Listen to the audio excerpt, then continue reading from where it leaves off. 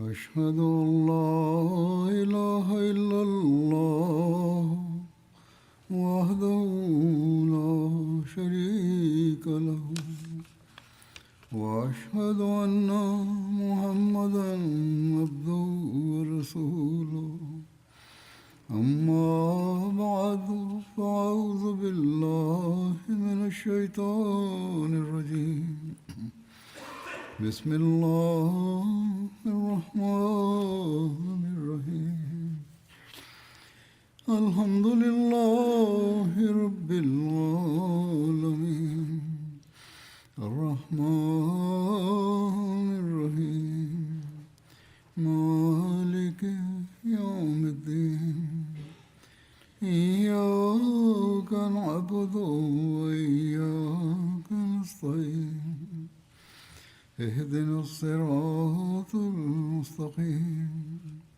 صراط الذين أنعمت عليهم غير المغضوب عليهم ولا الضالين. تبوك جار في الخطب في هذه الأيام. يخبرنا التاريخ عن خروج الجيش الإسلامي إلى تبوك، ويقول: خرج رسول الله صلى الله عليه وسلم لهذه الغزوة، ونزل أول منزل في ذي خشب، وهو واد على مسافة ليلة واحدة من المدينة على طريق الشام، ويكثر فيه عيون الماء. ومنذ نزوله هناك بدأ النبي صلى الله عليه وسلم يجمع بين الظهر والعصر، ثم بين المغرب والعشاء، فكل ذلك فعله حتى رجع من تبوك. ولا نجد تفاصيل كاملة عن منازل النبي صلى الله عليه وسلم بعد ذلك، غير أننا نجد أسماء بعض الأماكن منها، وسوف أذكرها إن شاء الله لاحقا إن سنحت لي الفرصة.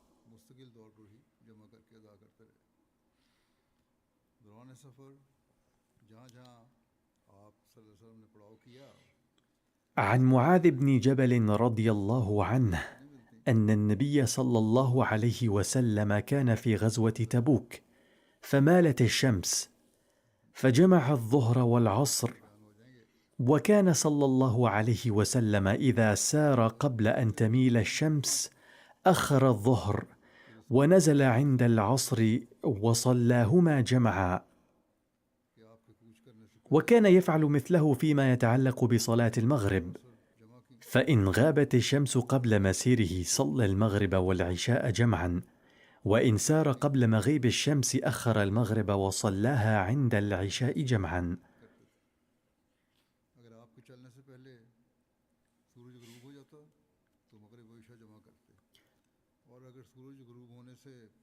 وورد أن عبد الرحمن بن عوف رضي الله عنه نال شرف الإمامة بالمسلمين في الصلاة. أخبر المغيرة بن شعبة رضي الله عنه أنه غزا مع رسول الله صلى الله عليه وسلم تبوك، فتبرز رسول الله صلى الله عليه وسلم قبل الغائط قبل الفجر، فحملت معه إداوة الماء، فلما رجع رسول الله صلى الله عليه وسلم إلي أخذت أهريق على يديه من الإداوة، فغسل يديه 3 مرات، وهكذا بين طريقة الوضوء في السفر، ثم غسل وجهه المبارك، ثم ذهب يخرج جبته عن ذراعيه، فضاق كم جبته، فأدخل يديه في الجبة حتى أخرج ذراعيه من أسفل الجبة، وغسل ذراعيه إلى المرفقين، ثم توضأ على خفيه، أي مسح على جواربه ونظفهما، ثم أقبل راجعا.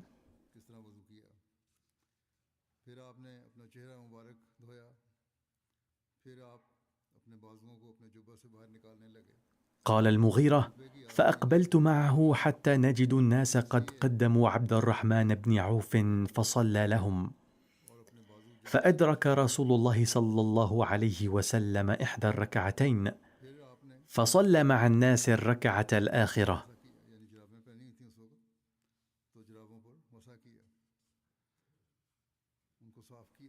فلما سلم عبد الرحمن بن عوف قام رسول الله صلى الله عليه وسلم يتم صلاته، فأفزع ذلك المسلمين فأكثروا التسبيح. वो इनको नमाज पढ़ा रहे थे, तो रसूलुल्लाह सल्लल्लाहु अलैहि वसल्लम ने दो में से एक रकत पाई. فلما قضى النبي صلى الله عليه وسلم صلاته أقبل عليهم ثم قال: अब्दुर्रहमान बिन औफ أحسنتم، أو قال: قد أصبتم، करने के लिए खड़े हुए يغبطهم أن صلوا الصلاة لوقتها. और बकसरत तस्बीह करने लगे. जब नबी सल्लल्लाहु अलैहि वसल्लम ने अपनी नमाज खत्म कर ली तो लोगों की तरफ मुतवज्जे हुए और फरमाया. ونجد هناك ذكر مرور جيش المسلمين بديار ثمود الخربة. आपने नमाज فعن ابن عمر رضي الله عنهما أن رسول الله صلى الله عليه وسلم لما نزل الحجر في غزوة تبوك أمرهم أن لا يشربوا من بئرها ولا يستقوا منها، فقالوا: قد عجنا منها وسقينا ماشيتنا، فأمرهم النبي صلى الله عليه وسلم أن يطرحوا ذلك العجين ويهريقوا الماء الذي معهم. कि वो इसके कुएं से ना पिएं और ना इससे पिलाएं. सहाबा ने कहा कि हम ويروى أن النبي صلى الله عليه وسلم أمرهم بإلقاء الطعام. हमने अपने जानवरों को पानी पिलाया. وقال أبو ذر عن النبي صلى الله عليه وسلم: من اعتجن بمائه فليلق ذلك العجين. وفي رواية أن رسول الله صلى الله عليه وسلم قال: لا تشربوا من بئرها ولا تتوضأوا منها، ولكن اعلفوا العجين الذي عجنتموه من مائها إبلكم ولا تأكلوه أبدا. एक रिवायत में है وفي رواية أخرى أن رسول الله صلى الله عليه وسلم نهاهم عن أن يستقوا من تلك البئر، وأمرهم بأن يستقوا من البئر الذي كان تردها ناقة صالح عليه السلام.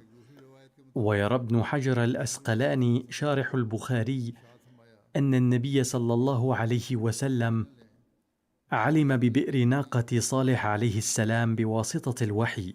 इस कुएं से लें, ये जो कुआं था जिसे मना किया था. وفي رواية أن النبي صلى الله عليه وسلم لما مر بالحجر قال: لا تدخلوا مساكن الذين ظلموا إلا أن تكونوا باكين أن يصيبكم ما أصابهم. ثم تقنع بردائه وهو على الرحل، أي عليهم أن يمروا بتلك القرى وهم في منتهى الخشية داعين الله تعالى مخافة أن يصيبهم العذاب الذي أصاب أهلها. وفي رواية أن رسول الله صلى الله عليه وسلم غطى رأسه ودفع راحلته حتى عبر ذلك الوادي. मुसीबत पहुंचे जो उन्हें पहुंची है. ومنطقة الحجر هذه تقع على طريق تبوك من المدينة، وكان يسكنها ثمود قوم صالح عليه السلام، रिवायत में है وكانت تسمى الحجر عندها، रफ्तार तेज कर दी यहाँ तक وهي شهيرة اليوم باسم مدائن صالح. لقد من الله على هؤلاء القوم بنعم كثيرة من مزارع خضراء وعيون جارية ونظام واسع للزراعة وبساتين من نخيل وغيرها من الثمار. لقد خول الله لهم قوة ومنعة وموارد طبيعية كثيرة وكفاءات غير عادية من جد ومهارة وما إلى ذلك، حتى إنهم كانوا ينحتون من الجبال بيوتا. وجعلت ناقة صالح عليه السلام آية لهم، ولكنهم عقروها فأهلكهم الله بعذابه ودمرهم تدميرا. وسماهم القرآن الكريم أصحاب الحجر، وفي القرآن الكريم سورة باسم الحجر. हज़रत साले की ऊँटनी उनके लिए बतौर निशान थी, लेकिन उन्होंने उसकी ونجد في هذا السفر قصة فقدان ناقة رسول الله صلى الله عليه وسلم. इस कौम का नाम وبيانها أن ناقة رسول الله صلى الله عليه وسلم القصواء فقدت وهي في طريقه إلى تبوك، فخرج الصحابة يطلبونها في كل وجه. وكان عند رسول الله صلى الله عليه وسلم عمارة بن حزم الذي كان من الصحابة الذين حضروا بيعة العقبة وشهدوا بدرا. في خيمة عمارة رضي الله عنه كان زيد بن الصلت، وهو رجل من يهود بني قينقاع، وكان قد أسلم، غير أن إسلامه لم يكن خالصا، إذ بقي في قلبه النفاق، ولم يرسخ الإيمان في نفسه. وظهر ذلك حين قال لأهل الخيمة حين كان رسول الله صلى الله عليه وسلم عند عمارة رضي الله عنه: ألا يدعي محمد أنه نبي ويخبركم بأخبار السماء؟ فها هو ذا لا يدري أين ذهبت ناقته. وكان زيد يقول هذا في خيمته. وفي تلك اللحظة قال رسول الله صلى الله عليه وسلم لعمارة وهو عنده: لقد قال قائل إن محمدا يزعم أنه يخبركم بأخبار السماء وهو لا يدري أين ناقته. ثم قال النبي صلى الله عليه وسلم: والله ما أعلم إلا ما علمني الله، ولا أعلم الغيب، وإنما أخبر بما يخبرني الله به، وقد أخبرني الله عن ناقتي إنها في تلة كذا، وأشار إلى تلة.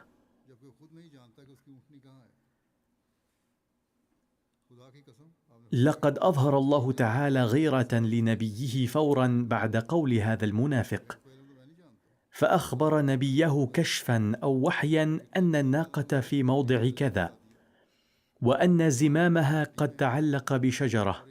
فقال النبي صلى الله عليه وسلم لأصحابه: اذهبوا فجيئوني بها. فانطلق الصحابة إلى حيث أشار فعادوا بها. ثم رجع عمارة إلى خيمته وقال: والله لقد رأينا اليوم أمرا عجيبا. أخبرنا رسول الله صلى الله عليه وسلم عن رجل قال قولا فأطلعه الله عليه، فقال أحد من في الخيمة: والله إنما أخبركم به رسول الله صلى الله عليه وسلم هو نفس ما قاله زيد قبل أن تأتوا.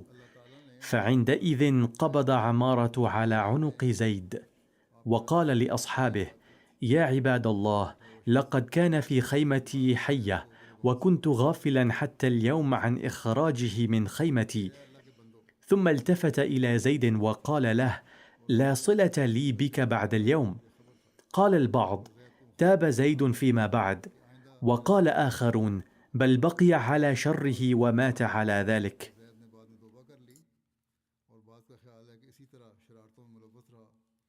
ورد في رواية أن الصحابي الذي ذهب إلى الموضع الذي أشار إليه رسول الله صلى الله عليه وسلم فوجد الناقة وجاء بها هو الحارث بن خزمة. في هذه المسيرة نفدت أزواد القوم. وقد ورد في تفصيله عن أبي هريرة قال: لما كان غزوة تبوك أصاب الناس مجاعة، قالوا: يا رسول الله، لو أذنت لنا فنحرنا نواضحنا فأكلنا وادهنا. فقال رسول الله صلى الله عليه وسلم: افعلوا. قال الراوي: فجاء عمر فقال: يا رسول الله، إن فعلت قل الظهر، ولكن ادعهم بفضل أزوادهم، ثم ادعوا الله لهم عليها بالبركة، لعل الله أن يجعل في ذلك. فقال رسول الله صلى الله عليه وسلم: نعم. قال: فدعا بنطع فبسطه، ثم دعا بفضل أزوادهم. قال: فجعل الرجل يجيء بكف ذرة، ويجيء الآخر بكف تمر، ويجيء الآخر بكسرة حتى اجتمع على النطع من ذلك شيء يسير، فدعا رسول الله صلى الله عليه وسلم عليه بالبركة، ثم قال: خذوا في أوعيتكم. قال: فأخذوا في أوعيتهم حتى ما تركوا في العسكر وعاء إلا ملأوه. قال: فأكلوا حتى شبعوا، وفضلت فضلة، فقال رسول الله صلى الله عليه وسلم: أشهد أن لا إله إلا الله وأني رسول الله، لا يلقى الله بهما عبد غير شاك فيحجب عن الجنة. وفي هذا السفر ورد أيضا ذكر وقائع مختلفة، ومنها واقعة اقتتال رجلين. عن يعلى بن أمية قال: غزوت مع النبي صلى الله عليه وسلم العسرة، فكان لي أجير، فقاتل إنسانا فعض أحدهما يد الآخر، فانتزع المغضوض يده من في العاض، فانتزع إحدى ثنيتيه، أي انقلعت بسبب شدة الجذب حين أراد تخليص يده، فأتي النبي صلى الله عليه وسلم فأهدر ثنيته، أي الذي سقطت ثنيته طلب الدية لذلك، فرفض النبي صلى الله عليه وسلم طلبه، وقرر أن هذا الرجل لا يستحق الدية، وقال: أفيدع يده في فيك تقضمها كأنها في فحل يقضمها، أي أن الذي كانت يده تعض عندما سحب يده لإنقاذها فانكسرت سن العاض بسبب ذلك، فلا دية له. فحكم الدية أيضا يكون وفقا للحقائق والظروف، ولا تعطى الدية هكذا دون نظر في الحقائق.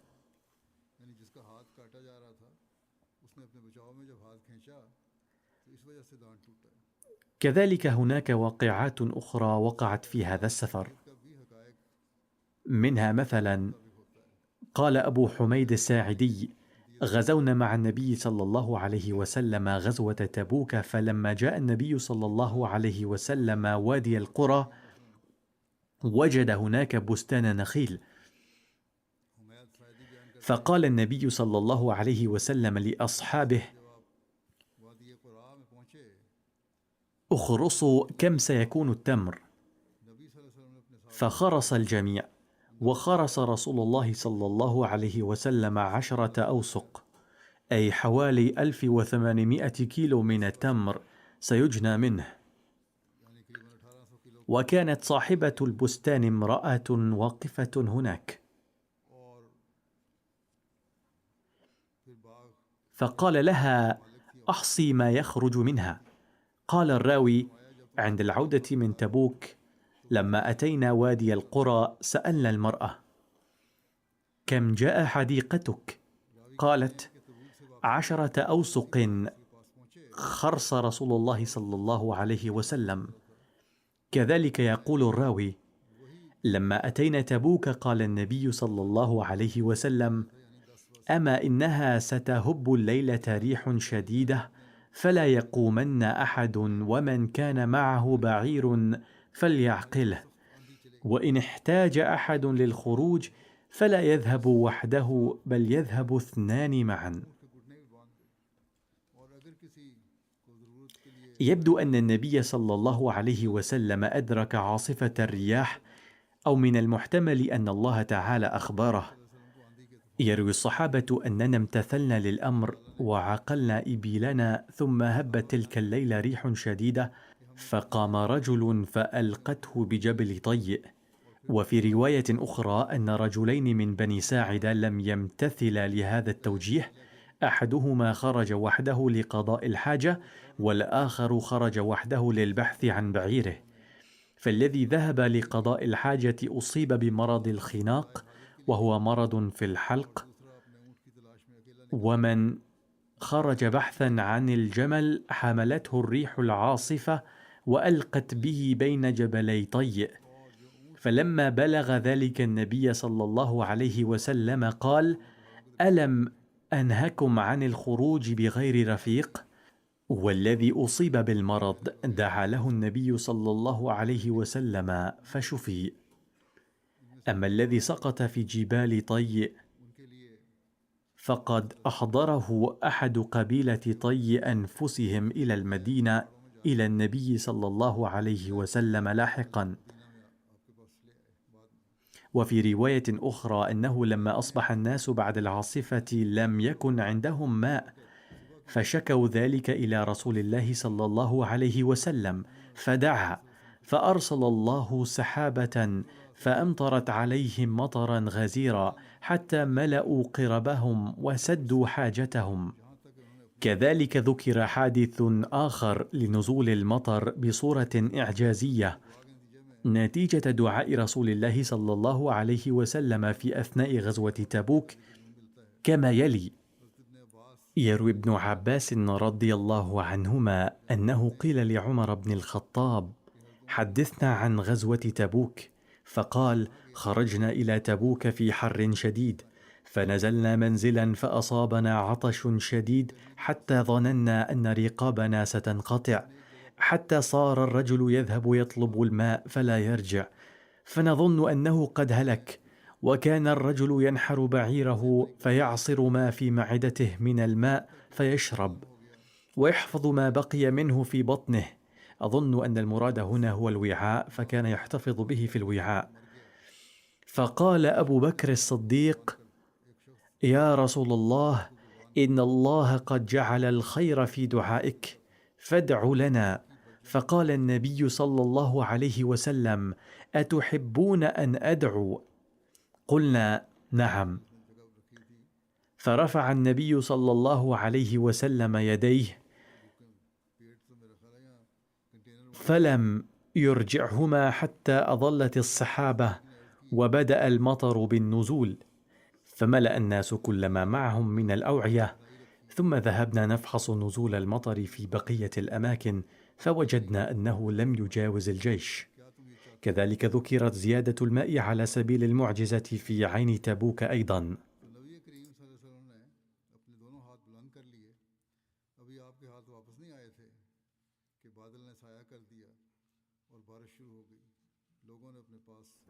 فيروي معاذ بن جبل: خرجنا مع رسول الله صلى الله عليه وسلم عام غزوة تبوك، فكان يجمع الصلاة، فصلى الظهر والعصر جميعا والمغرب والعشاء جميعا، حتى إذا كان يوما أخر الصلاة، ثم خرج فصلى الظهر والعصر جميعا، ثم دخل ثم خرج بعد ذلك فصلى المغرب والعشاء جميعا، ثم قال: إنكم ستأتون غدا إن شاء الله عين تبوك، وإنكم لن تأتوها حتى يضحي النهار، فمن جاءها منكم فلا يمس من مائها شيئا حتى آتي.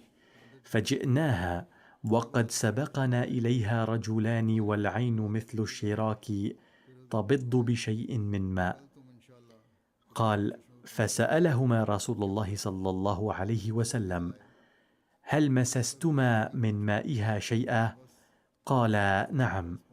فسبهما النبي صلى الله عليه وسلم وقال لهما ما شاء الله أن يقول. قال: ثم غرفوا بأيديهم من العين قليلا قليلا حتى اجتمع في شيء.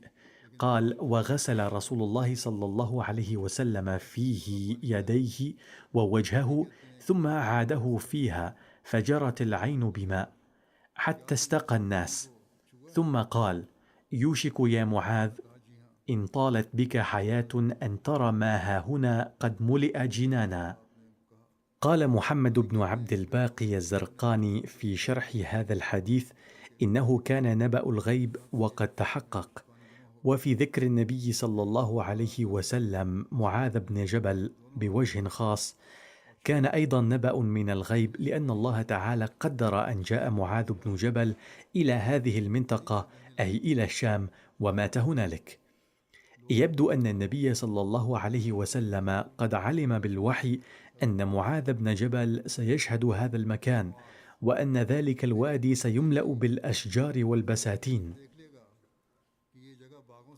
كان أبو عبد الله محمد بن وضاح من المحدثين المعروفين في الأندلس، فيقول: رأيت كل تلك المنطقة المحيطة بهذا النبع، كانت خضرة الأشجار ونضارتها توحي كأن هذه السلسلة ستستمر حتى يوم القيامة، وهكذا كانت نبوءة النبي صلى الله عليه وسلم. क्योंकि इलाही तकदीर थी कि बाद में हज़रत मुआज़ इसी इलाके यानी शाम की तरफ आ गए थे।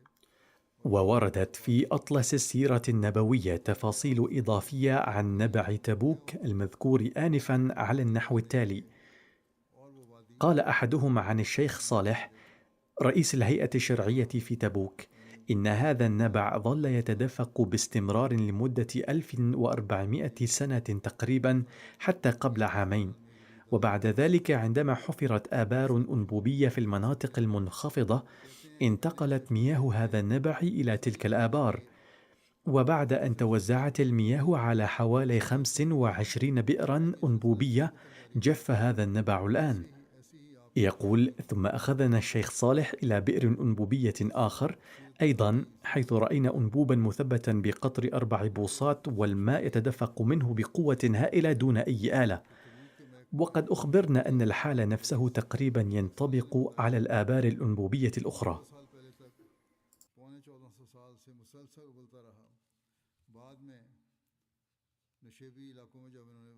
إنها بركة معجزة النبي صلى الله عليه وسلم فقط أن الماء موجود اليوم بكثرة في تبوك، بحيث لم نرى كثرة الماء على هذا النحو في أي مكان باستثناء المدينة المنورة وخيبر، بل الحقيقة أن ماء تبوك أكثر من كلا المكانين المذكورين، وبالاستفادة من هذا الماء تتم الآن زراعة البساتين في كل مكان في تبوك. وفقا لنبوءة النبي صلى الله عليه وسلم فإن منطقة تبوك مملوءة بالبساتين وتزداد امتلاء يوما بعد يوم.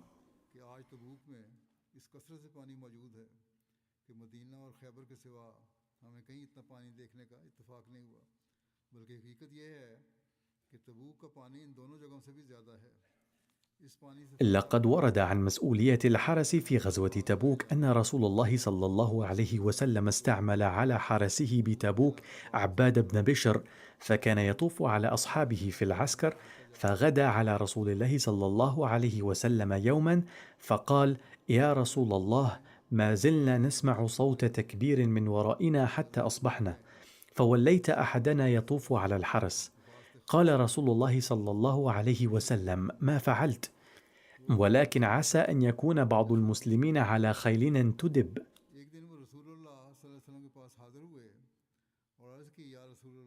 فقال سلكان بن سلامة الذي لم يكن قد طلب ذلك منه وإنما كان يفعل ذلك تطوعا حبا لرسول الله صلى الله عليه وسلم: يا رسول الله، خرجت في 10 من المسلمين على خيلنا فكنا نحرس الحرس.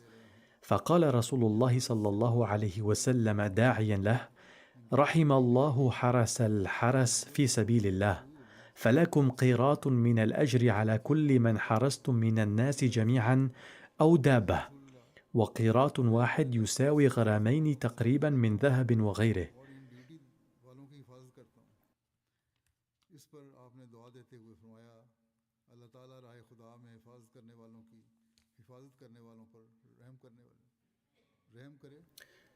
وفي رواية أن البعض كانوا يتخلفون أثناء السير إلى تبوك عند كل منزل، فجعل يقول الصحابة لرسول الله صلى الله عليه وسلم: يا رسول الله، تخلف اليوم فلان، فيقول: دعوه فإن يك فيه خير فسيلحقه الله تعالى بكم، وإن يك غير ذلك فقد أراحكم الله منه، حتى قيل: يا رسول الله، قد تخلف أبو ذر وأبطأ به بعيره، فقال: دعوه فإن يك فيه خير فسيلحقه الله بكم، وإن يك غير ذلك فقد أراحكم الله منه. وتلوم أبو ذر على بعيره، فلما أبطأ عليه أخذ متاعه فحمله على ظهره، ثم خرج يتبع أثر رسول الله صلى الله عليه وسلم ماشيا.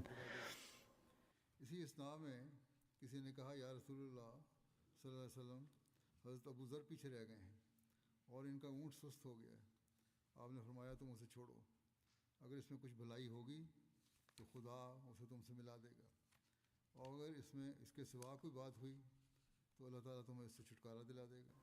ونزل رسول الله صلى الله عليه وسلم في بعض منازله، فنظر ناظر من المسلمين فقال: يا رسول الله، إن هذا الرجل يمشي على الطريق وحده. فقال رسول الله صلى الله عليه وسلم: كن أبا ذر. فلما تأمله القوم قالوا: يا رسول الله، هو والله أبو ذر. فقال رسول الله صلى الله عليه وسلم: رحم الله أبا ذر، يمشي وحده ويموت وحده ويبعث وحده.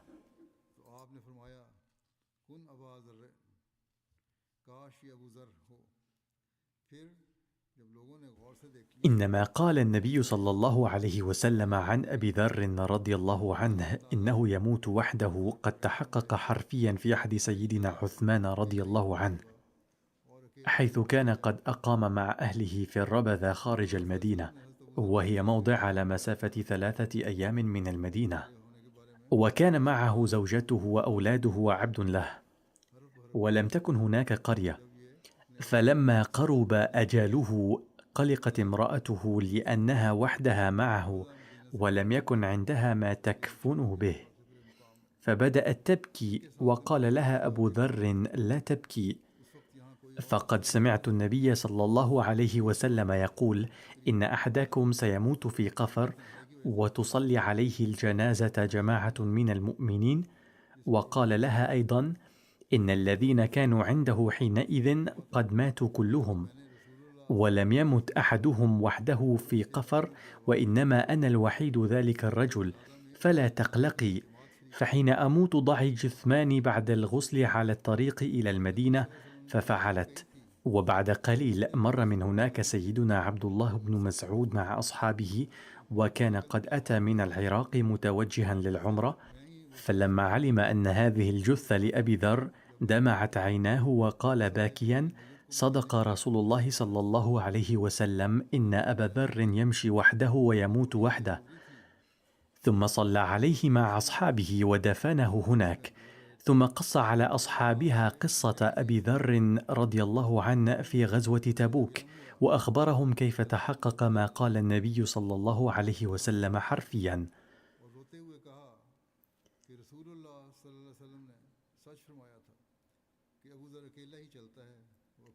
هناك حدث لالتحاق سيدنا واثلة بن الأسقع بالجيش، وكان قد أسلم في المدينة قبل عدد من غزوة تبوك، وكان ما زال في المدينة إذ أعلن النبي صلى الله عليه وسلم استعداده لتبوك. عن واثلة بن الأسقع قال: أعلن رسول الله صلى الله عليه وسلم الخروج إلى تبوك، فخرجت إلى أهلي فأقبلت وقد خرج أول صحابة رسول الله صلى الله عليه وسلم، فطفقت في المدينة أنادي: ألا من يحمل رجلا له سهمه؟ فنادى شيخ من الأنصار: قال لنا سهمه على أن نحمله عقبة وطعامه معنا؟ قلت: نعم. قال: فسر على بركة الله تعالى. قال: فخرجت مع خير صاحب حتى أفاء الله علينا، فأصابني قلائص فسقتهن حتى أتيته، فخرج فقعد على حقيبة من حقائب إبله، ثم قال: سقهن مدبرات، ثم قال: سقهن مقبلات. فقال: ما أرى قلائصك إلا كراما. قال: إنما هي غنيمتك التي شرطت لك. قال: خذ قلائصك يا ابن أخي، فغير سهمك أردنا. باختصار، قد شارك في الغزوة بهذه الطريقة.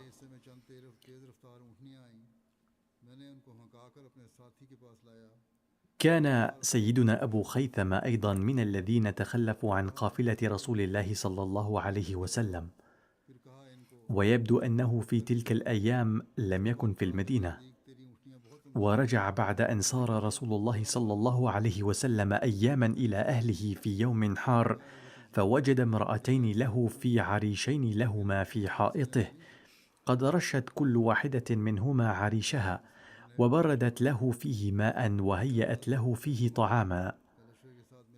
فلما دخل قام على باب العريش فنظر إلى امرأتيه وما صنعتا له، فقال: رسول الله صلى الله عليه وسلم في الضخ والريح والحر، وأبو خيثمة في ظل بارد وطعام مهيأ وامرأة حسناء في ماله مقيم، ما هذا بالنصف؟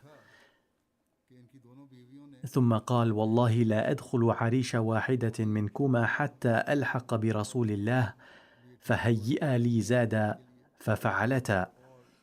ثم قدم ناضحه فارتحله، ثم خرج في طلب رسول الله صلى الله عليه وسلم. ثم رأى النبي صلى الله عليه وسلم ذات يوم في الضخ والريح والحر ظهرا يتقدم راكب، وكان رسول الله صلى الله عليه وسلم قد نزل بتبوك بحسب رواية ابن هشام. فقال رسول الله صلى الله عليه وسلم: كن أبا خيثمة. فلما دنا قال الصحابة: يا رسول الله، هو والله أبو خيثمة. فلما أناخ أقبل فسلم على رسول الله، فقال له رسول الله: لماذا تخلفت يا أبا خيثمة؟ فقص عليه قصته فدعا له بالخير. لقد ذكر سيدنا المصلح الموعود رضي الله تعالى عنه أيضا هذا الحادث، وكتب أن التاريخ يروي: عندما خرج النبي صلى الله عليه وسلم لغزوة تبوك تخلف عنه أصحاب له منهم أبو خيثمة، وكان إنسانا تقيا بارا لم يتصور أن يكون من المتخلفين، وكان سبب تخلفه أنه لم يكن بالمدينة لما خرج رسول الله صلى الله عليه وسلم إلى تبوك. فلما رجع إلى بيته وجد زوجته في انتظاره تريد بث همومها إليه، ولكنه غض النظر عن رغبتها تلك وسألها: إلى أين خرج النبي صلى الله عليه وسلم؟ فقالت له: تعال اجلس أولا واسترح. فرد عليها: لا، والله ما كان لأبي خيثمة أن يجلس عند أهله في راحة، والرسول صلى الله عليه وسلم قد خرج للقتال.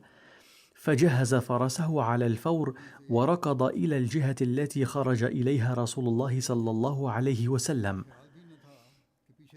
المصلح الموعود رضي الله عنه ذكر هنا الحصان، بينما في بعض الروايات الأولى ورد ذكر الجمل، أو ربما ذكر الحصان عن طريق الخطأ. وعلى أي حال قد تكون الروايتان متوافقتين، فبأية حال كانت هناك دابة ركبها وانطلق بها وركض إلى الجهة التي خرج إليها رسول الله صلى الله عليه وسلم، وما زال يركض حصانه حتى دنا من المكان الذي نزل فيه رسول الله بتبوك. فقال الناس: يا رسول الله، ها هو راكب مقبل. فقال النبي صلى الله عليه وسلم: كن أبا خيثمة. فقالوا: هو والله أبو خيثمة. فقول النبي صلى الله عليه وسلم: كن أبا خيثمة لا يعني أن هذا الراكب أيا كان ينقلب أبا خيثمة، وإنما المراد: أتمنى أن يكون القادم أبا خيثمة. في موضع آخر أثناء شرحه لكلمة كن كتب المصلح الموعود رضي الله عنه: وكان المرجع الأول من التفسير الكبير عند تفسير الآية، وهنا أيضا المرجع من التفسير نفسه. قد كتب المصلح الموعود رضي الله عنه في بيان كلمة كن: اعلم أن لفظ كن يقال للمخاطب، كما يفيد مجرد التمني أيضا، فإن رسول الله صلى الله عليه وسلم لما خرج في غزوة تبوك ناحية الشام تخلف عنه صحابي له اسمه أبو خيثمة، وكان النبي صلى الله عليه وسلم يحبه ويثق به كثيرا، وكان على يقين أن هذا الصحابي لا يمكن أن يتقاعس عن أداء الواجب. ولكن النبي صلى الله عليه وسلم لما سار بالصحابة بعيدا عن المدينة وتفقد الجيش لم يجد أبا خيثمة، فبلغ منه صلى الله عليه وسلم الحزن كل مبلغ، حيث كان يحسن بأبي خيثمة الظن، ومع ذلك تخلف عنه صلى الله عليه وسلم في القتال. فلما سار النبي صلى الله عليه وسلم بالجيش أخبره بعض صحابته: هذا راكب مقبل وراءنا. فنظر النبي صلى الله عليه وسلم إلى الوراء وقال: كن أبا خيثمة. فلما سكن الغبار واقترب الفارس فإذا هو أبو خيثمة، فحمد النبي صلى الله عليه وسلم ربه وشكره حيث حقق ما تمناه. فقوله صلى الله عليه وسلم كن أبا خيثمة لا يعني أن الفارس القادم كان غير أبي خيثمة.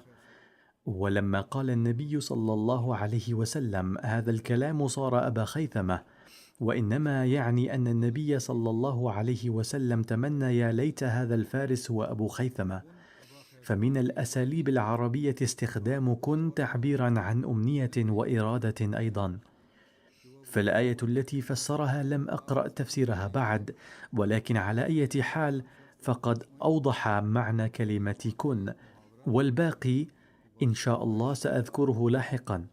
أما بالنسبة إلى الحادثة التي وقعت في مسجد في ربوة فادعوا لأولئك الذين أصيبوا فيها، نسأل الله تعالى أن يحفظ هؤلاء الجرحى وأن يمن عليهم بالشفاء التام العاجل، وأن يحبط الله تعالى كل مؤامرات المعارضين في باكستان ويجعلها خائبة خاسرة.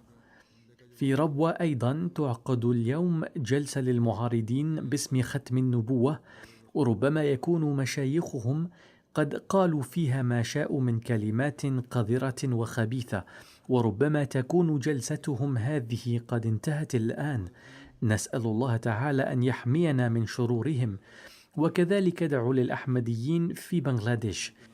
يبدو أن نوايا المعارضين هناك أيضا سيئة جدا.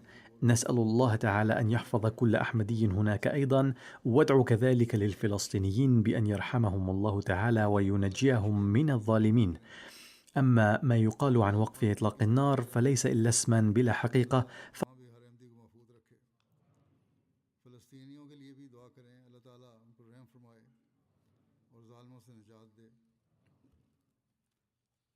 जंग बंदी जो कही जाती है वो तो सिर्फ नाम की है। गुज़श्ता 2 दिनों में जो वाक़यात हुए हैं उन्होंने साबित कर दिया है कि सिर्फ नाम की जंग बंदी थी। अल्लाह ताला इन मज़लूमों को जुल्म से बचाए और ज़ालिमों की पकड़ करे।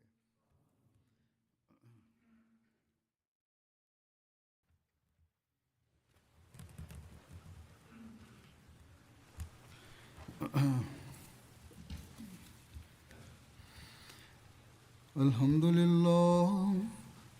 لله نحمده ونستعينه ونستغفره ونؤمن به ونتوكل عليه ونعوذ بالله من شرور أنفسنا ومن سيئات أعمالنا.